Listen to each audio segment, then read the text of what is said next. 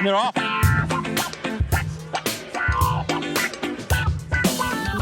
We've been banging on about these guys for the entire 6 years that Dirt Church Radio has been a thing. Further Faster, they're the best independently owned outdoor store in the known universe. Whether you're heading out on a climbing, paddling, tramping or running adventures, look no further than Further Faster for all your gear and expertise needs in the autumn and winter months. It's getting colder, it's getting darker, it's getting more inclement in parts of the country. In other parts, we're in a drought, but I still pack my seam seal jacket most mornings to head out the door in the dark, because you never know in Auckland. But head over to 57A Buchan Street, Sydenham, Otutahi, Christchurch, or hit them up at furtherfaster.co.nz. It goes something like, further, faster, they're in Christchurch, Rocky is hairy and so is Badger, Jules is nice and Jacob is delicious, go to further, faster now. Oh, further, faster, they're in Christchurch, Rocky is hairy and so is Badger, Jules is nice and Jacob is delicious, go to further, faster now. Dirt Church Radio. Episode 320 of Dirt Church Radio Trail and Ultra Marathon podcast. Kia ora koutou, I'm Matt Raymond and I'm all by myself this week. I think this is the first time on Dirt Church Radio history that I've been all by myself. Ali's travelling. She's en route to the Kanyanyi Mountain Run, which is in Tasmania, and she'll be emceeing it this weekend, which is super exciting as Tasmania is awesome and the race looks completely sick. So shout out to the Bottles and Chains crew if you know who that is. If you know, listening single speed culture in Tasmania is all good. And I know this is a trail running podcast, but those dudes are rad. So Andrew has spent the week running up hill and down dale at Terry Davis's Theatre of the Absurd, which is the Northburn 100 mile. Andrew was using that race as a qualifier for the Hard Rock 100 and to avenge a DNF last year. So I can't wait to hear how that went.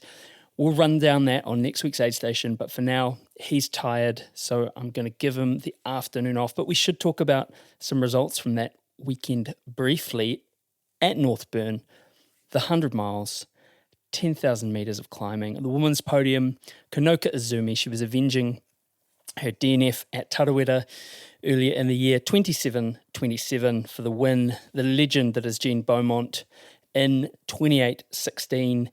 And Sandra Sturgis, well, I think Bramley at trailrunning.nz just didn't do the due diligence, and neither did I, because I just copied his results from his excellent newsletter, trailrunning.nz, I think.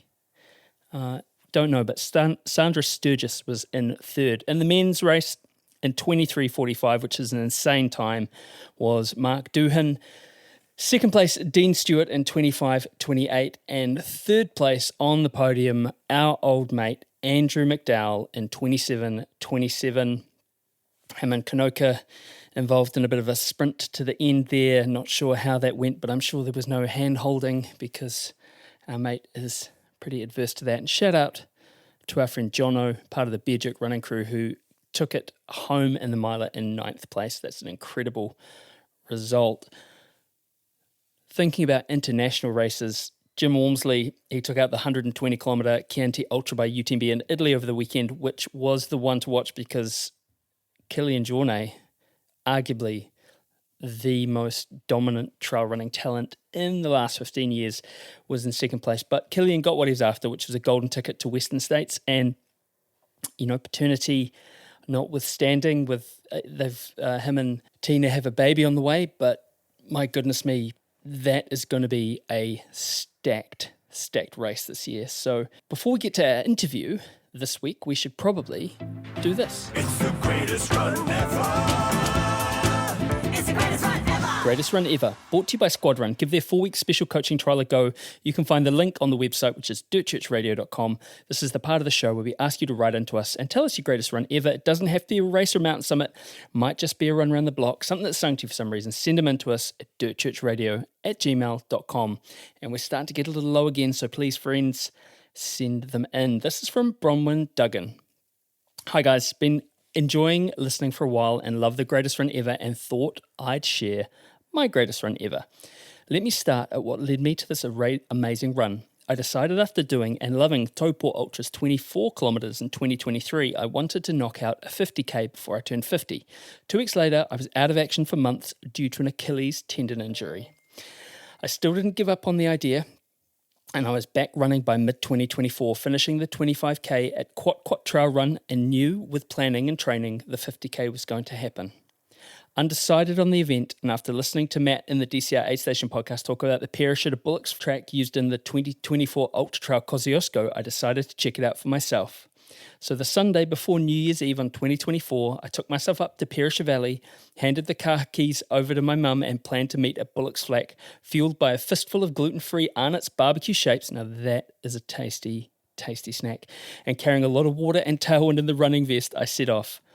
It was a day I call a blue sky day, one where the sky just seems that bit more vast and endless than normal. I passed a few hikers heading out coming back from Porcupine Rocks. Once I hit the trail to Bullocks Flat, I was totally alone.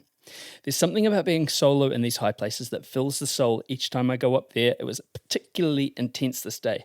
The snow gums twisted limbs provided dappled light over the highest sections to protect from the intense sun and sheltered from a particularly biting wind from the south. Perfect weather. It's hard to describe what the run was like in the details because my brain took a backseat for once and stopped overthinking every little thing and let my feet take charge. It was like my feet knew what to do and where to go. There were things that do stick out though. A lyrebird feather, soft and glowing silver against the deep chocolate brown of the earth, rounding the corner among the mountain ash and seeing a deer standing watching before practically vanishing like she'd been an illusion, crystal clear water gurgling over wetly gleaming rocks. I set my watch at the start of the run, but I forgot to look at it until I was nearly finished. Reaching the bridge over the river was an almost unwelcome return to reality. It was at that point I looked at my watch for the first time since Perisher and lamented I'd only a few hundred metres left. By the time I reached the car, waiting in the shade at Bullocks Flat, I knew I'd be returning to this track again. Regards, Bronwyn. Fabulous. It's been a while since we have had a greatest run ever that wasn't a race, but that trail, if you are in Australia or if you're travelling to Australia, going to the snowy mountains, my goodness me, from Perisher to Bullocks Flat, it is incredible. And I can only imagine if you were to run from Bullocks Flat to Perisher, it would be quite the effort. But yeah, that was a standout for me. Right. This week's conversation is with Michael Dunstan, who's a trail runner who's based in Katoomba in the Blue Mountains. Look, he'll probably hate us for saying this, but he's a bit of a gun. He won the GPT 100 miler and the Hounslow Classic Marathon in 2023. He's podiumed at Ultra Trail Snowdonia and Madeira.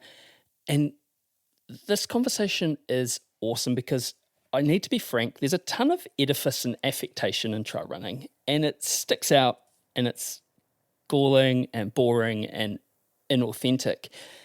And you can see it a mile off. And Michael is none of that. He's a real one. He's a footy playing, surfing, photo taking, breath counting, snake attracting, death defying, guitar playing real one. And he's got some big goals, and we're super excited to see where this goes. Ali and I go all over the map with him on this one. And personally, I could have spoken to him for hours. If you're scared of snakes or weather events, this isn't going to help you out. But this conversation is more than the sum of its parts, and we hope you enjoy this kōrero with the ineffable, indefatigable Michael Dunstan.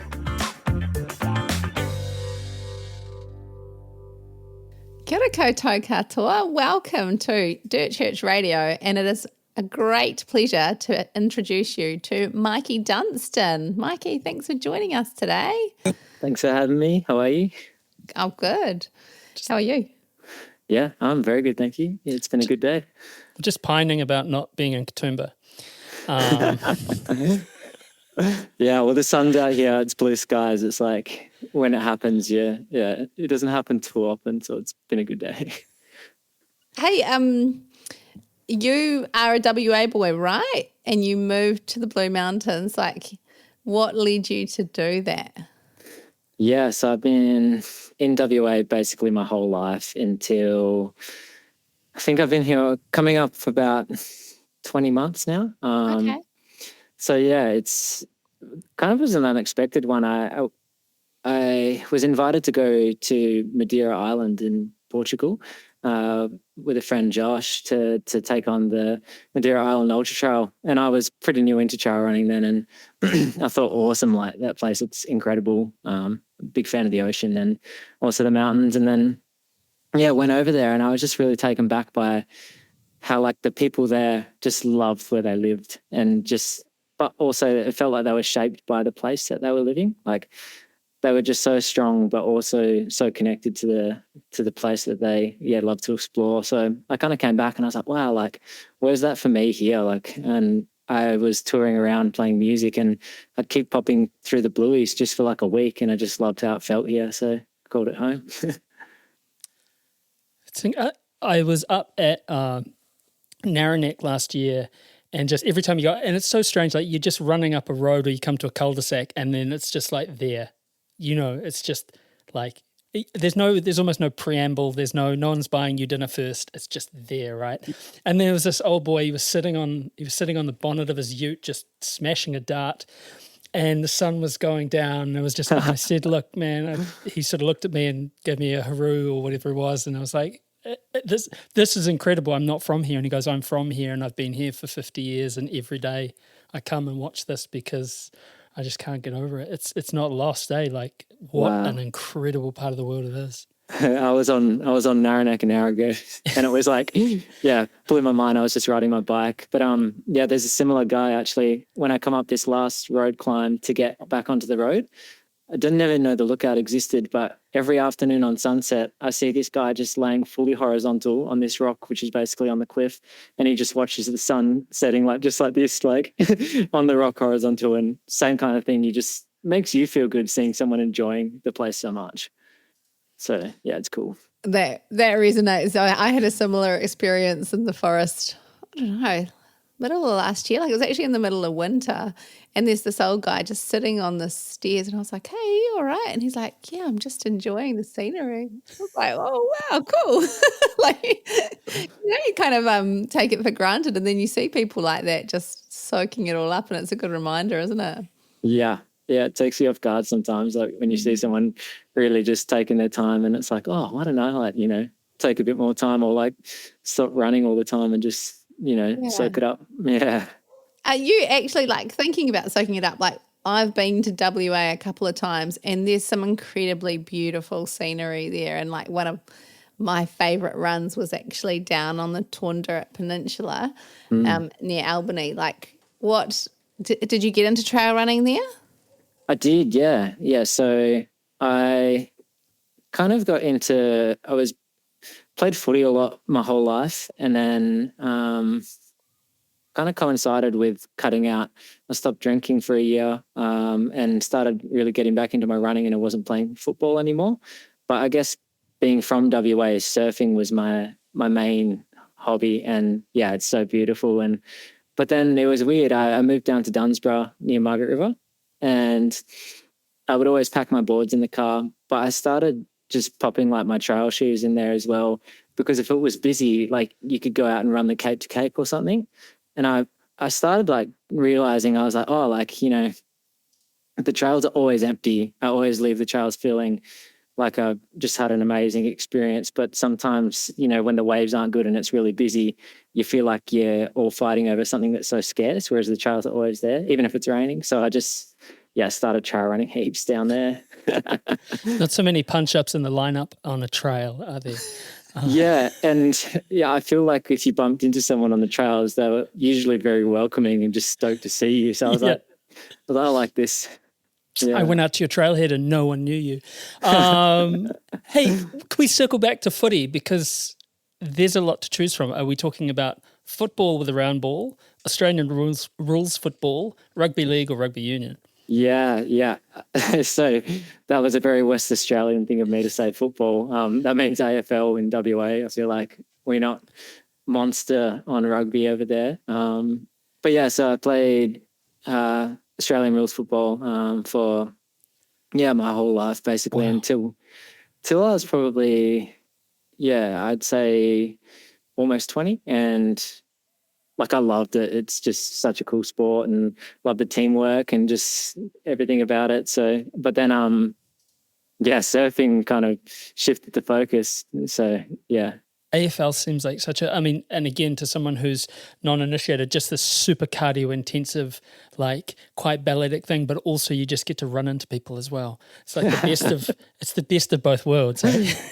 Yeah, well, I feel like I was the one who was running away from people and not running into people.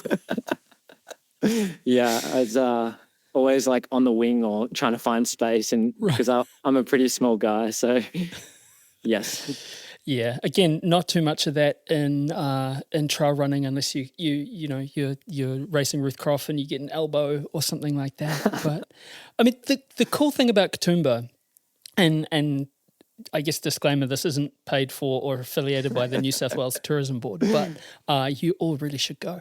The cool thing about Katoomba is I'm a city kid, and I grew up playing music and playing in punk rock bands and hardcore bands, and you go to Katoomba, and yes, it's this outdoors hub, right? And there's the Blue Mountains and Mount Solitary and all of that stuff, right? And then you take 2 steps back, and it's got this kind of, I won't use the word feral, but it's a fringe. No, it's a fringe in the best way. It's almost got that kind of inner city kind of feel to it. There's lots of brickwork. There's lots of, there's that sort of scene. What is the cultural scene like there for music, for arts, for, the rest of that stuff?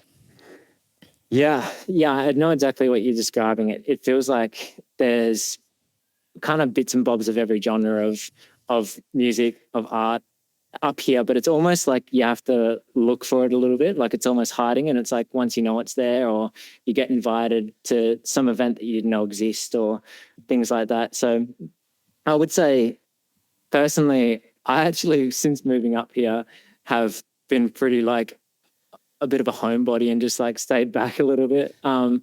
So I haven't gone in and actually been out watching live music in that much, which is kind of strange for me, because I think, but could have been because I'd done so much of that while I was playing a lot of music that I've almost had like a detox of like just changing it up and going for the nature. Yeah. It's interesting, isn't it, when you are doing something and maybe not full-time or maybe full-time, but music is something, I guess it's like any application, you eat, sleep, drink, breathe it, right? It's all around you. And when you stop doing it, you need to go a bit cold turkey, hey, and just sort of, when I stopped playing, I went 6 months without listening to music. Yeah. Wow. Yeah. I just couldn't go near it. It was mad. Yeah. I think it is kind of like that, because for a long time I was just doing music as a full-time thing. So like I would be either playing music 3 to 4 times a week, or kind of watching a friend's band play or watching someone else play. And then, so I think over a condensed period, it was very like that was my life. So I think it's been a refreshing change up. And what came first? All your many interests, you've got sport, you've got running, you've got footy, you've got surfing. Was music something that was there first? What was your first taste of? Did you grow up in a musical family? What was your gateway? Nah, our family's not particularly musical. Mum was always encouraging me to learn the guitar, and I kept saying no and no and no. And at the time, we were living in kind of like an hour and a half inland of Perth, so it was basically not much to do other than sport. And I reluctantly picked it up, but actually, I was just playing guitar and never sang or anything. And then eventually, I kind of was actually turned to music and playing live music when my mental health kind of took a bit of a downward turn. So I was studying physio at the time, and I kind of got to a point where I was having a lot of panic attacks. So I deferred uni, and at that same time, opportunities to perform live music kind of landed on my doorstep. So I found that like playing music was really helpful in me, kind of one small part of getting back on track. And also I thought like at the time I was like, this is crazy. I'm just playing some tunes and I'm earning something from it. So it was a very accidental turn into music. How did you go? Like if you're having panic attacks and then performing to people, did you have anxiety around that? Like that would be quite daunting, right? If you're going through these times that are, kind of really putting you on the spot, and then putting you in front of people as well must be quite stressful. Yeah, definitely. It was like the anxiety at the time was pretty intense. So it was like a lot to do with just like almost like existential anxiety. So like I would question my mind would just like question whether things really happened or not, or things like that, just for a period. And it was quite strange. Like, even I feel like I'd play a gig, and even if it went really well, I'd just have these like really heavy thoughts where I would just like kind of like devaluate the whole experience. So it took a long time to get through. I think to answer your question about like performance anxiety, I think I usually play with my eyes closed, and I kind of would like almost isolate myself from it. And then after I finished the song, it's like then interact with people and then like kind of go into, but that was just my way of being like, I would just focus so intensely on the song and trying to lock into that almost like the room would disappear. Lighting can be helpful too. Yeah, well, that's the thing, right? Shining on the crowd, or shining on you, and you can't see the crowd. That's pretty cool. Totally, yeah. So you're right. That's yeah. Often you can't see much. I remember playing a show, and we got a support for a band called the Buzzcocks, and it was this big gig, and it was pitch black. It was a venue called the St. James. Going fine, no problems, just doing your thing. You get into the thing, and then the lighting guy put a strobe on, so it just went flash like that, and just saw all the people, and everyone went, oh my God, and then it just go black again, and you go, okay, that's not too bad, and then it would go flash again, and it just be, it can make or break a show, lighting, I reckon. I always think about bands like Fugazi and stuff who play with the house lights up. Mm-hmm. Like this, they don't put any lighting on at all. I don't know about that, but anyway, this isn't a lighting podcast. This is a running podcast. So it's unconscionable to describe your own music, but I'm going to ask you anyway because I can. I mean, what was your first sort of influences getting into music? Who inspired you? Yeah, I think I was really inspired by like Ben Howard, and also there's a awesome classical guitar artist, Nick Mulvey, if you've heard of him. So I actually saw him support Ben Howard once and was just captivated, but I really like how his guitar work's really intricate, but then also the things he sings about are really quite powerful if you listen closer. And I think like over time, like I kind of clued onto that, and I was like, whoa, like there's some serious depth to this guy and his music. And then, like Lucy Rose as well. I feel like they all kind of fall into this like almost like European, like UK area, and I'm not sure why, but so that kind of artist was inspiring me a lot. And it was mostly like just how I guess the feeling that their music made me feel. And it was like, if things were good, I feel like it brought out like that even more. But then I found like a home when I was feeling really kind of like troubled or anything like that, in especially like Ben Howard and Nick Mulvey's music for sure.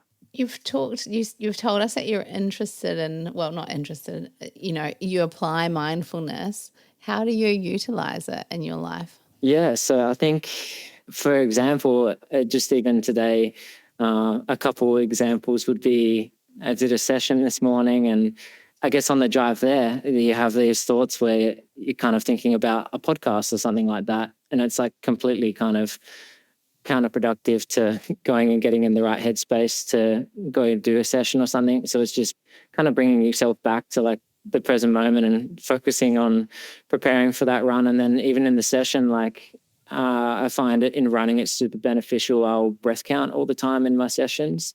So I find it keeps you present and I guess keeps you away from forming narratives around what's happening.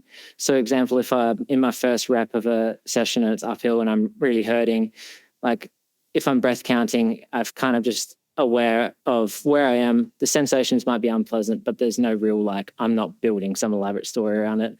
And I'm also not building a story around like the next 7 or reps I got to do as well.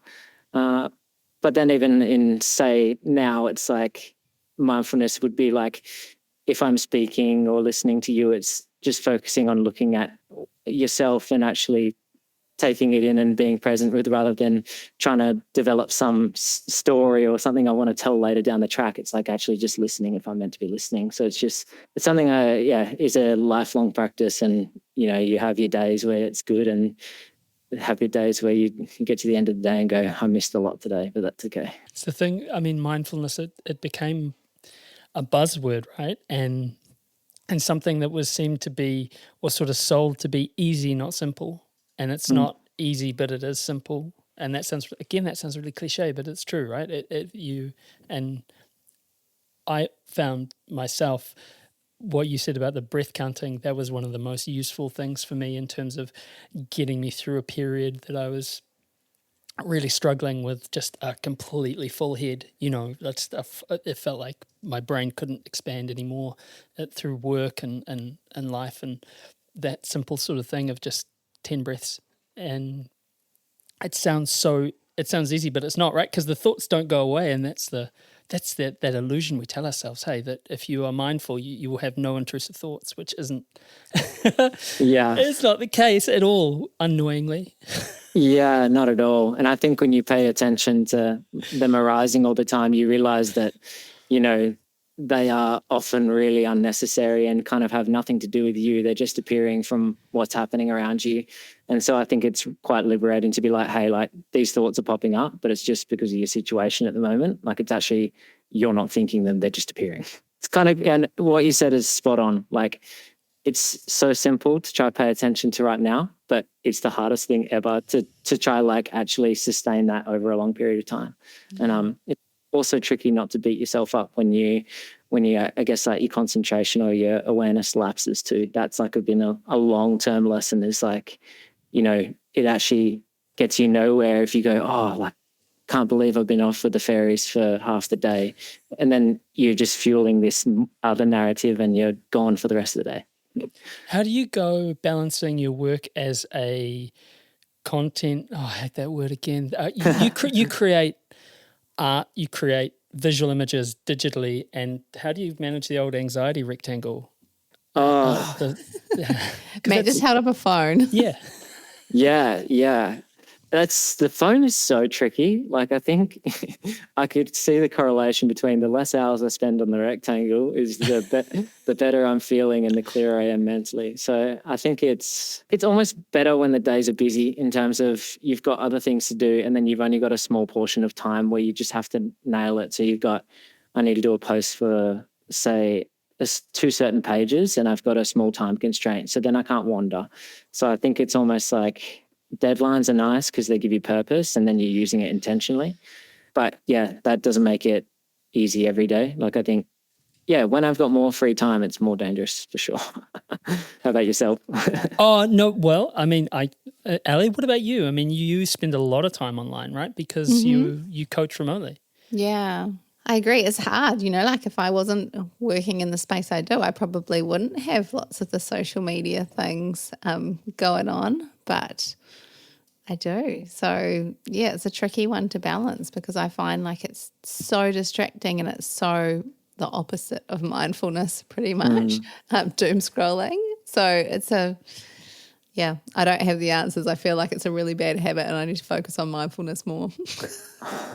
Sorry, I think it's the same thing again. It's like some days you do just have a bad relationship with it or you just do get lost in the vortex and that's the reality of it. So, yeah. And it's funny, isn't it? Because it's so, at times, it's not rewarding, but it can be useful. Like there's actually there's good things online. There's amazing things online. It's not, there's this book, I can't remember the person who wrote it, but it was one of the famous books at the start. So it was written 20 years ago in the early 2000s. It's called Bowling Alone. Bob someone, he's a professor. And he talks about the death of the bowling league as one of the major kind of death knells of social interaction, and it's in a US construct. But the death of the bowling league, you're bowling alone, you're not interacting.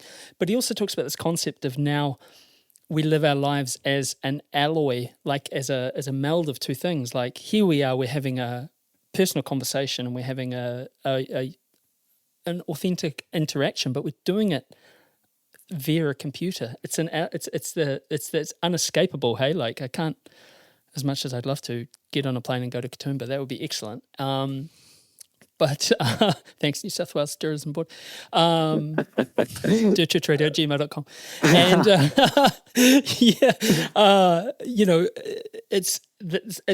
it's inescapable in lots of our lives. Yeah, and I think that's the thing too. It enables me to live the lifestyle I do at the moment, and you often forget that. And I often, some days I'm quick to jump and be like, my phone or my laptop, been spending too much time on it. But it's also the thing that, you can go out, train, live in a place that you like living, like that is further away from a city, but then be able to lay horizontal and actually like give value to someone else's business. So we often jump to the negative side, but it's even like you're saying, the positive, like the other day, just randomly scrolling, like sometimes you do just get a nugget of like a really good takeaway from just, I don't know, someone that's just suggested. So like the algorithm can help you too, but it also can just feed you. Like this morning I had like a AI video of an avalanche in Everest Base Camp, and I thought it was real, and I'm just watching these people get cleaned up. And then I read the comments and it's like, wow, AI has got good and stuff. And I'm just like, oh my goodness, like what am I wasting my morning on? I found Spotify really overwhelming at first because when I grew up, I lived on this road in Auckland. Do you know Karangahape Road, Ellie? So I lived on Karangahape Road, and it's right in the middle of town in Auckland, and it's kind of it's the what would you say? It's got a feeling to it. The place. It's probably similar to Katoomba Main Street, to be honest. Yeah. It's got its own thing going on, and there's a punk rock record store downstairs where we lived called Crawl Space Records, and these two brothers around it, and you'd go in there and you'd save money. Like I would save money to go into the store, look at, there's the new Hey Mercedes album, or I really want the Fugazi soundtrack but you could only choose one because you couldn't afford to have. And then when Spotify came along, you can get anything you want. And I found that so overwhelming. This is this dearth of choice. But again, as you say, the algorithm can take you on a pretty amazing musical journey, right? Like leaving aside that, they don't pay anyone, but it can be useful. Yeah, I've probably represent someone in, I guess, the music industry that's almost jumped from being like a Spotify, like cursing Spotify, and then, over time being like, when I'm touring less now and I'm living in Katoomba and I'm not really playing live, like if the algorithm's working in your favor, or like your songs are doing quite well, even if they're old releases, like I think you can maintain like some baseline level of income. Whereas if you stopped touring and you weren't selling CDs and things, maybe your income would stop. So I think in some ways it's really beneficial too. My boy, he's a bedroom rapper. He makes money. And I remember like I had to go to fucking Dunedin and I got $100, like I had to drive from Auckland to Dunedin and back, or whatever it was, and yeah, he's releasing, stay up in the middle of the night, sneak into the university to record music in the middle of the night. He's in his bedroom releasing stuff on Spotify, and like you say, Mikey, making a little bit of money out of it. It's incredible. Yeah, definitely. It's pretty cool. I want to ask about your running, Mikey. Boring. I reckon you guys could talk about music all day. Sorry. No, music's great. All right, we'll hit you up when we come to Katoomba next. Yeah, definitely. Take me to a punk rock show. You might have to take me. Yeah, okay, cool. Oh, goodness. I did a quick sneak at your results, some of the races you've done, and I was like, whoa, what a resume.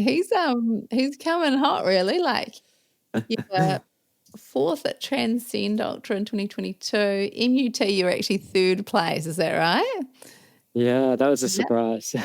And then you've got Hounslow Classic, the marathon win, and a second place. Win at GPT Miler, third at Ultra Trail Snowdonia, which in the 100 mile, which would have been serious. Like I was looking at the vert, almost 10,000 meters of elevation, and you ran it in 25 hours, 45 minutes. So I was kind of like, oh, he's come from WA, which is pretty flat, and he's like this absolute beast on the hills and the stairs. Talk me through that. Yeah, that's actually a good question.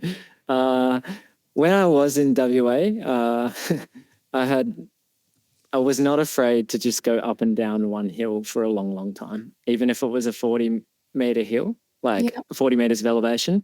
Like I'd go rep it for 2 hours happily and just like figure out a way to mentally be okay with it and just know that it's going to help. But I think before Madeira, I actually was touring around Australia twice, playing music. First one was one of my tours with my band, and then the second one I was supporting. And the one I was supporting, an artist called Felipe Baldemir. And being the support, you can rock up a lot later. So I just had to do like a little line check before it. So basically I just was on Ultra. I was just picking out the steepest parts of everywhere we were traveling. And I just got this tour of Australia, which blew my mind because every other time I toured, I'd looked for waves in different spots. And then all of a sudden I was looking for trails.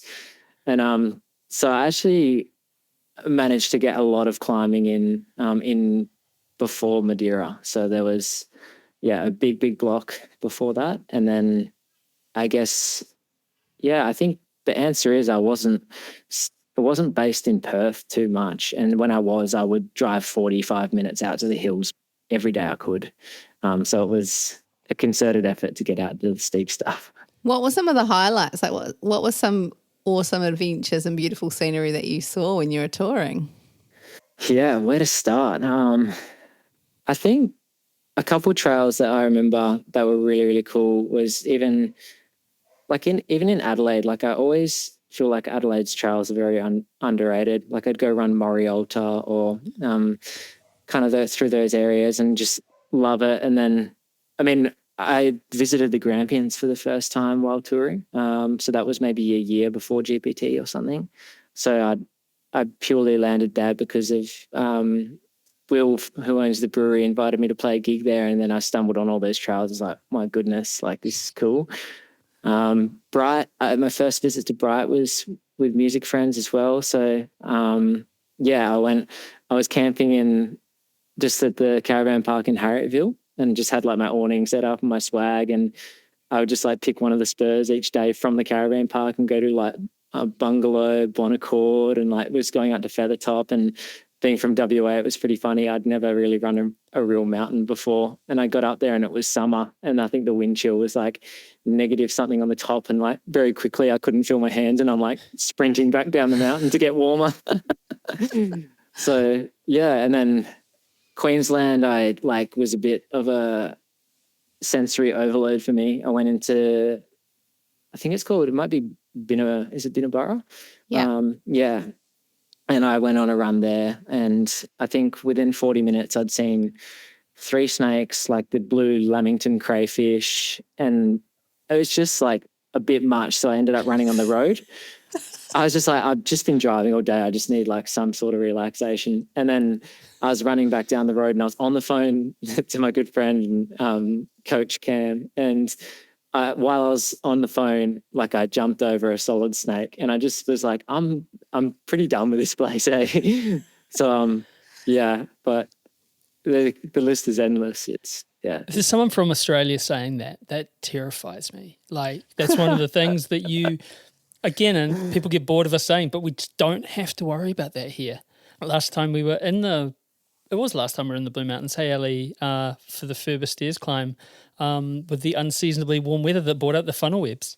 Ooh. Yeah, what a thing that is. Like this. Yeah, there were about 6 on the stairs coming up. And wow. People were like, watch out, Ali, there's this funnel webs there. And I'm like, yeah, whatever. They're just trying to wind me up. And then I was like, oh no, there's more. That's like, I feel like you've timed it really unfortunately, because the only time I've ever seen a funnel web here is when chopping wood with an axe. And that's that you cracks open and one's hiding in there because it's nested in there. I've never seen one in the wild. Oh my goodness. Oh, we saw a bunch.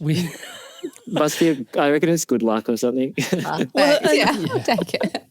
It wasn't, we were with Rebecca, my wife, and she just went, nah, and just went back up to the went back up to the top and was like, I'm not going down there. Like, you can actually just go do one. But I always think being from a place where the spiders won't kill you, it's kind of a good thing a little bit, because you kind of look at it and go, that's a spider. Yeah. And I could probably step on it before it got to me.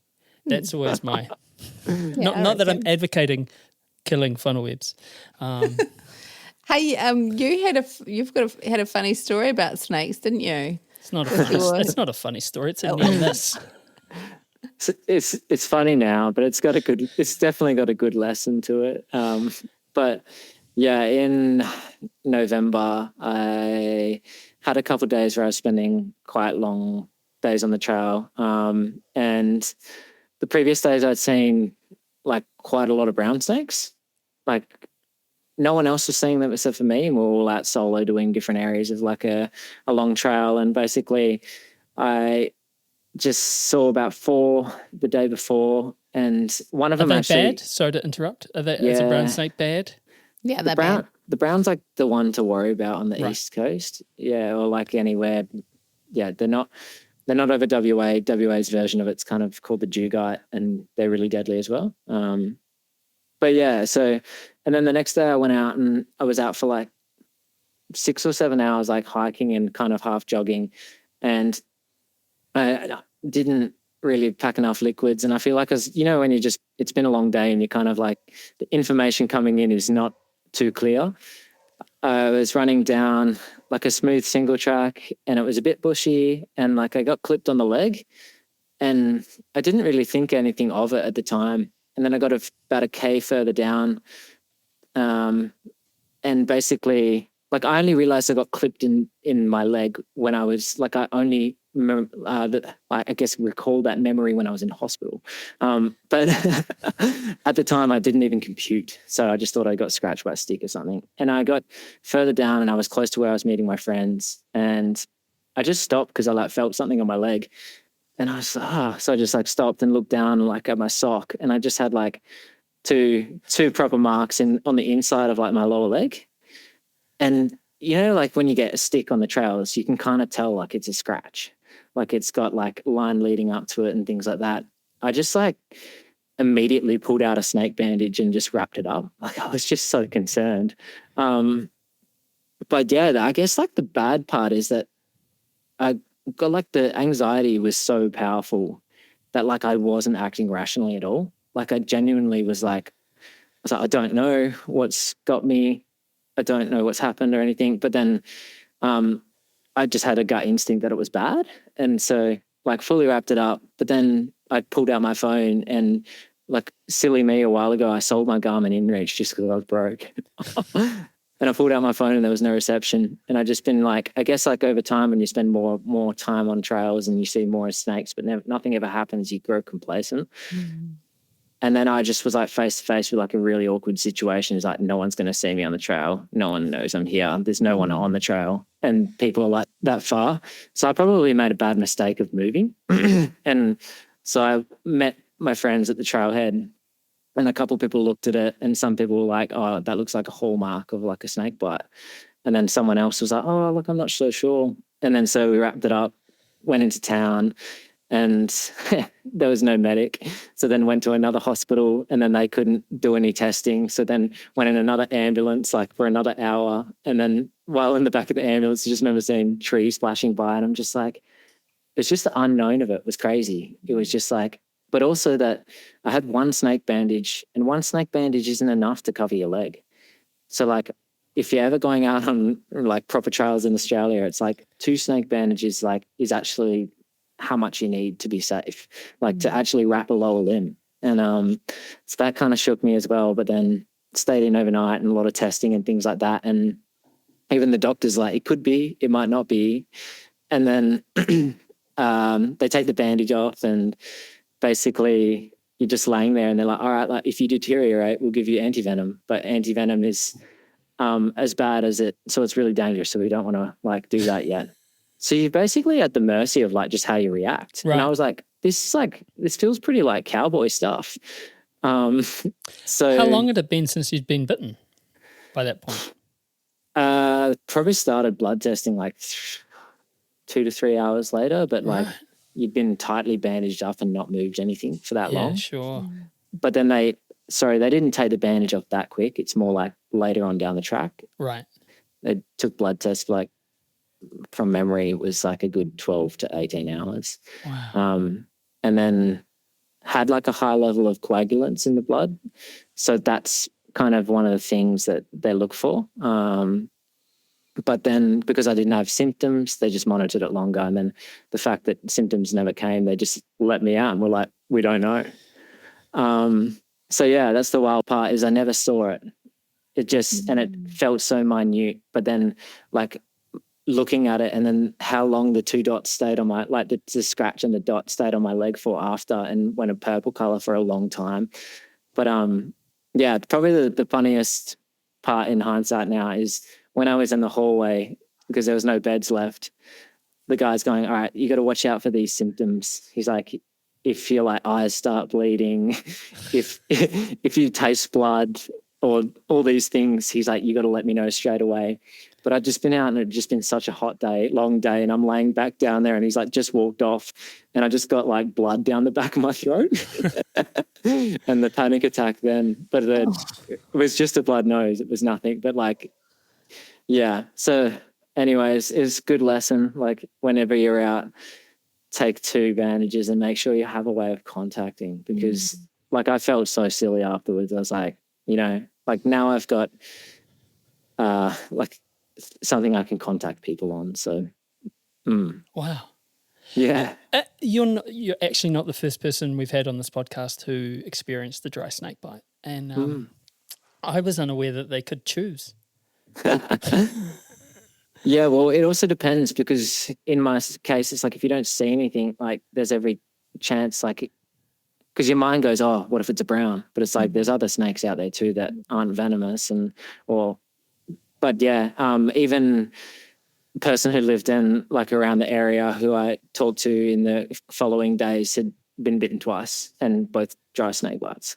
Oh man. The crazy thing is like, I think you get complacent because it's so uncommon. And like for every snake I've seen, like I've probably seen, it's endless.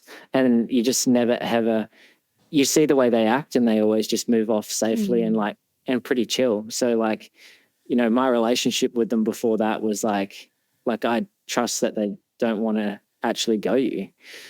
So interesting. Much like our relationship with spiders, I guess. I had a very anxiety. You were with me when I had to buy that snake bandage in Jindabyne. And the woman was trying to be reassuring and wasn't. She was like, it's really useful for any other type of animal bite as well. I was like, what other type of animal bite? You're not helping. But now I realise I've been shortchanged. Yeah, it's just, just peace of mind. Like, just have them there. But yeah, she should have tried to sell you 2. I would have bought 2. So then we move from, we're almost going through like biblical plague here, because we've got the snake, right? It plays it. And then you were almost struck by lightning. Talk us through that one. Yeah, this is like, I feel like I was on edge for a while, and I like got back home and ran the trails and was like running around here, and I did see snakes again, and it was like almost like having to confront your fear again. I was like, wow, this is like, and I always track my heart rate when training, and I was like, the amount of adrenaline in me after I see that thing is like, it shows me I've got a real fear of them at the moment, but I feel like it's waned. But yeah, I think a couple of weeks later, I mean, have you both run in the Blueies a bit? Yep. So have you gone down to Katoomba campground before? No. Not the campground. No. So the UTA course goes like, turns right and goes down Sublime. But if you keep going straight, it's basically like 600, 650 meters down, and there's a big flat where it's like a grassy area and a campground. And I had done 2 reps. So I did 1 rep up something and I went back down. It was just like an overcast day. And I got all the way down to the campground, and like, even if you're moving really fast, it can take you like over an hour to get back to the top. And when I got down there, I was like, wow, like it was overcast and the sky kind of looks a bit crazy, but I was just like it's just doesn't have that typical storm feel. Like it was real low cloudy, like almost foggy. And so But then the sky behind Solitary just started flashing. But the thunder was so aggressive. Like that whole valley was like, it was like, yeah, something just shouting at you and just the whole thing just shaking. And I was like, oh, goodness me. Like I couldn't be in a worse spot. Like I've got an hour of running to get out of here. And I'd done a session in strength the day before, so my legs were like potatoes. Sure enough, like it was just coming exactly in my direction. And I got up halfway. And when we did GPT that first year, we were advised in the briefing, if there's lightning, like put your poles down. So I popped my poles down because the lightning was getting really close. And I was like, I'll just come back and get them tomorrow. It's not worth dying for. And I just like the whole way up was counting, because it was nighttime. I was counting the difference between the flash and the thunder. And like it was just dropping in seconds and dropping in seconds. And it's getting to about 3 seconds. Oh. And I was like, holy dooly, and just so loud. Like it's like an amphitheater in there. And but then my worry like quickly turned because it got really windy, and under the whole of Katoomba is just huge trees, right? And I'm going up the concrete ramp and like a big branch just claps down on the concrete. And so I was like, oh, there's nowhere safe down here. Like I'm just in a crappy spot. And so like it's funny. I have some friends up here who recently got caught in it too, and a different day. And I was telling them that I'm not overly religious, but I was making the sign of the cross and praying, like physically. That's how scared I was. And they said the same thing too. They're like, we were doing that too. That's so wild. But sure enough, I got like all the way up and I'm just like purely running on fear, like genuinely like borderline in tears. It was that scary. And then I get like to the top of Katoomba and the rain stops and my mind just goes like, oh man, like that was crazy. Like you're out of the woods and I'm like a K from my car. And the whole sky just goes orange. And like, without even thinking, I just put my hands in my ears and like instantly, like just the loudest thing you've ever heard. And then, yeah, I just like at the end, just the fastest sprint I've ever done to my car. But like, yeah, ever since I've been checking the weather so carefully because it just felt like you were genuinely a good chance to get struck. And yeah, my mum always tells me that, someone in her, like, I guess, like relatives was struck by lightning and killed. And then when I was working in town one day, people were struck at Echo Point. So it's like a real risk. So it was wild. Like it was crazy. I mean, gosh, that's the thing though, it's one of those things you can't, in that moment, you can only control yourself, right? You certainly can't control, you've got no choice about. You weren't tempted to duck into no snakes were like, hey, buddy, come in this cave with us. I thought about caves, but then like the wind was just, I don't know. It was just like how long am I going to wait in this cave? Like, can I outrun this thing and get there? And like the answer is you don't know. Like you don't know what the storm's doing. It's just impossible to predict. So it's since I've heard a few people say that there's different ways to do it. Something about if you like crouch and put your knees together, it can potentially like the circuit go through shorter and not up to your vital organs. Is that a thing? I don't think so. I think there was hit with a bolt of by light. Lucas with Cozzy, so Lucas Trahey. They'd sent out a briefing because I know of an athlete, so one of the guys that we know ran a race in Malaysia and a big lightning storm came in and he got struck by lightning. And do you know the weird thing about it is that ever since he has never suffered with cramp again. He said, I used to cramp heaps with my running and now I don't cramp. And I'm not advocating this as a way to deal with cramp. But I was like, holy moly, that's amazing. Like, who knows what happens? He's lucky to be alive. But and my obviously, mood has been fantastic it's a since. big risk, for race event organisers putting races on in lightning storms. Like, I wouldn't want to be responsible for people in conditions like that are like really frightening. Well, look at Kosciuszko. Last year, that was, driving down from Perisher to Jindabyne and just looking at the hills, going, oh dear, and it really put a damper on some people's race, hey, because they had to stop. Yeah, that was pretty dicey there. I was actually up there, and for a moment there, like it felt like anything could have happened, and everyone was out on the high part of the course. It was like I was like, oh man, like I've been up top there when there's a couple clouds around and it's scary, let alone when there's like lightning raining down. It's like I think there's like one hut in like that whole loop. Yeah. full on. Hey man, what do you like? Obviously it's process, right? Process. And you're doing your thing, you're training, you've talked about being on your bike, you've talked about doing a session. What are your goals for races this year? Yeah, so doing the Buffalo Stampede 100K coming up March 29th. And that's very much like chosen to be something that's going to, I guess, be specific training into UTMB later in the year. So I guess like more runnable mountain races, like where the vert is less technical. So over the last few years, I think I've done quite a fair bit of technical mountain races, which is almost a separate sport in itself. Like you're doing a lot of hiking. And so for Buffalo, I think my goal is to, in all honesty, like I want to get there and run that race as fast as I can run 100Ks, to be trying to, like I've looked at UTMB times and how quick they're running 170K with 10,000. So like my goal is to be running 100K with 5,000 in a time where I'm going, hey, you can run it in this, like have a little bit of confidence that you can run it in the realm of what you like envision to run it there. So it's more almost like a trialing the nutrition I want to use at UTMB. And also, I guess for me, I've raced a lot of races quite conservatively. So I want to see like what it feels like to race like quite a firm 100 from the get-go, and see like how that fares. Because I think usually I've gone out quite conservatively and built through. So it's a bit of I'm excited. Like it's a race that like is really just, I got to film last year and see so many just epic parts of the race and of the course. And I guess it's probably got some of the longest climbs and just gradual climbs that I've ever really even done in a race. So it's definitely a step into something new for me. So I'm super excited. There's something so exciting about going hell for leather, hey?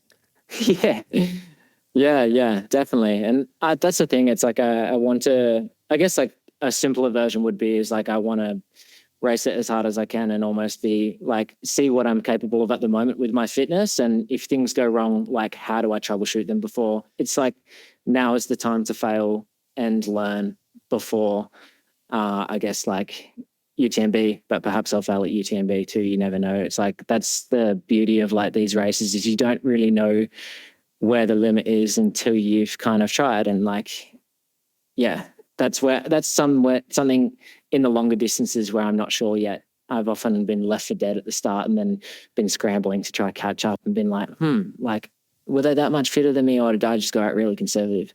What's your take on that, Coach Ali? I mean, it's a tricky one, right? Like he's obviously learning and growing in the sport, and I think that comes with experiences, understanding where that line is and how much you can kind of ride it.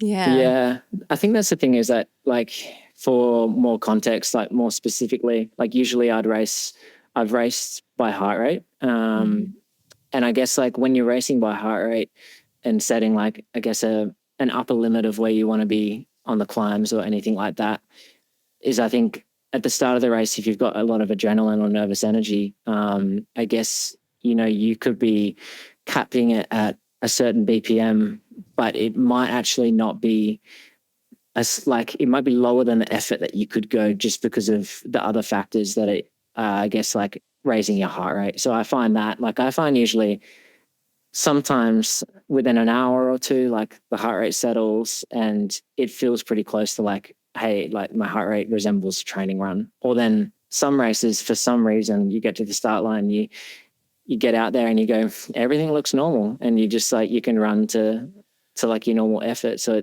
it's trying to like figure that out race day and be like, is this like adrenaline, or like, are we going too fast or too slow? It's that part that I'm looking to explore more, because I know UTMB is going to be flat out at the start. So it's like, that it just looks bonkers, eh? It really does.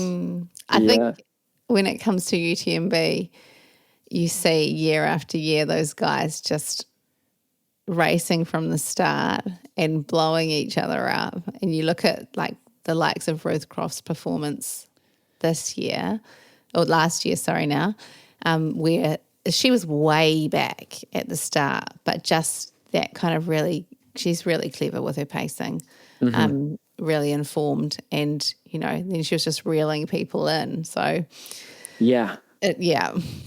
I totally agree. And I think, like, I always feed myself examples like John Albon, when he did well at CCC, I remember listening to an interview and he was just so far back in the field and was questioning whether he was just having a bad day or not. And then I'm fairly sure he ended up winning. But it was like right at the end of the race. And then like I watched Trans Gran Canaria Marathon the other day, and it was like Robert Pemboy was leading for 46.5 of the 47 Ks, and then Francesco like overtook him basically at the finish line. It was just clever. Like, it's like the race is that long. And then I always talk to my coach about like someone like Courtney Dwalt, for example, too, who like her pacing, like you watch her just mow down the whole field, and she's like often finishing top 5 or 10 overall. But she's just held that like steady pace from the get-go. So I think that's like the cool thing to try to figure out, because sometimes the guys who do go out, the people who go out at the front, like can hold it too. So it's the How gamble. annoying. That's racing. I know. And UTMB is one of those races where like most people will blow up, but like there are a select few who might lead from the start and pull it off. So it's like, it's pretty, it's almost a game of showing your bluff or not. It's like, It's that experience. I think about Jeff Browning, same thing. He always talks about that, like just picking people off, and it's just been his kind of thing. But I mean, how long's he been? Hey, I know you're friends with Lucy, and because she introduced us, have you picked her brains for some UTMB advice? Yeah, I have for sure. Probably not in the depth I should have yet, but I've been asking her like about like, all right, like what is this climb in the Blueies like similar to in UTMB? Like, am I wasting my time doing this? Like, and she'd be like, yeah, like wasting your time, or like, I'll pick another part, and she's like, perfect, like good UTMB training, or like even giving me examples of runs that she was doing in preparing. Like one of the ones she was telling me about was, I guess like doing down Katoomba and then following the UTA course up towards Lura Katoomba area. But like it was like a body conditioning exercise where she was like both of the downs was running quite hard, and it was like a pre-race like downhill conditioning kind of run. But and then I've even picked her brains about climbs in the Bright area and things like that, and she's been super helpful. So Lucy's like always been open book about trying to help me out. So very grateful for that.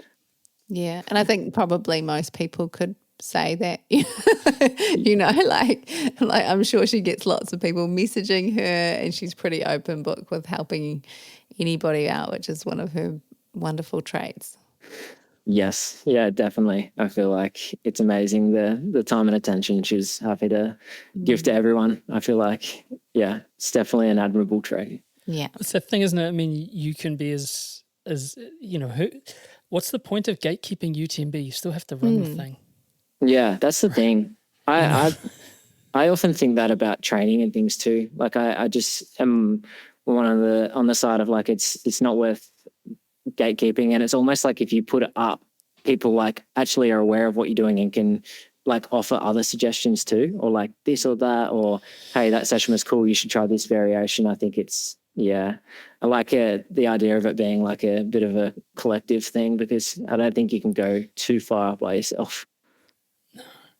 Hey man, it's been such an incredible conversation, and thank you so much for your generosity and sharing with us, and you know, being really, not to be, you know, being really open yourself around like stuff around mental health, stuff around like facing fear, and stuff around like the fact that if you get bitten by a snake, it's okay to have a bit of a what can only be described as probably a little mini minty bee, really, like it's a thing. Like you're allowed that. We really appreciate it. It's been such a privilege. And we'd like to ask you the question that we ask every single person who comes on Dirt Church Radio, and that's, Mikey Dunstan, what's been your greatest run ever? Oh my goodness. There's actually so many, but I think I'm going to choose. It was my hardest run ever, but there was a single greatest moment ever in Ultra Trail Snowdonia.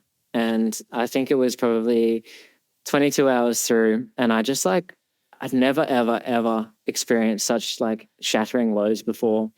And basically there was kind of I couldn't eat properly. It just felt like I'd been racing from the start of the race to the end. And I just was like, why do I do this sport?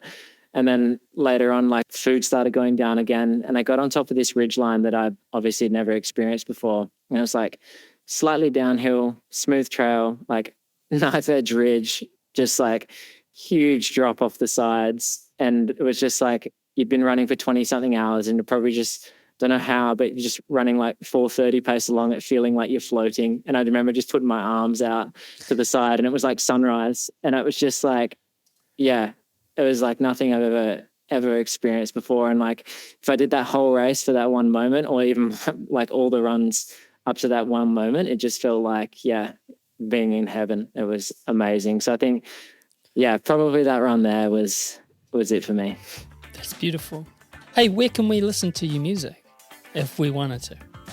Yeah, Spotify, Apple Music, all the things. It should be on all of them, and just under my name. So be forever grateful.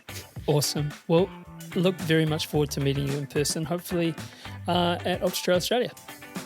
Yeah, I'll be around, so definitely say good day. Look forward to it. Thanks, man. Awesome, thank you.